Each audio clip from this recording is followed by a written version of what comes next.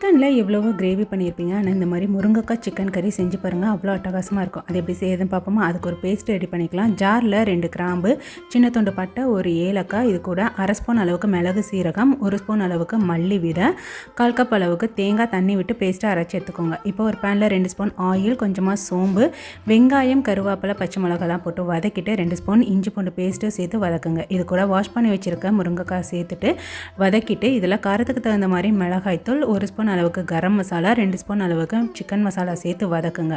இது கூடயே 2 தக்காளி சேர்த்து நல்லா வதக்கி எடுத்துக்கோங்க. இப்போ அரைச்சி வச்சுருக்க பேஸ்ட்டு இதில் ஆட் பண்ணிடுங்க. தேவையான அளவு தண்ணி, உப்பு ஆட் பண்ணிக்கோங்க. இப்போ 2 நிமிஷம் இதை கலந்து விட்டுட்டு வாஷ் பண்ணி வச்சுருக்க சிக்கனை இதில் ஆட் பண்ணி விட்டுடுங்க. ஆட் பண்ணிவிட்டு தேவையான அளவு உப்பு சேர்த்து நல்லா க்ளோஸ் பண்ணி இதை ஒரு 5 to 6 மினிட்ஸ் நல்லா குக் பண்ணி எடுங்க. சிக்கன்லேருந்தே நல்லா தண்ணி ரிலீஸ் ஆகும். அதுலேயே சிக்கனும் முருங்கைக்காயும் நல்லா வெந்து வந்ததும் ஃபைனலாக கொத்தமல்லி கீரை போட்டு இறக்குங்க. அட்டகாசமான சிக்கன் கறி ரெடி. ட்ரை பண்ணி பார்த்துட்டு எப்படி இருக்குன்னு சொல்லுங்கள். தேங்க்யூ.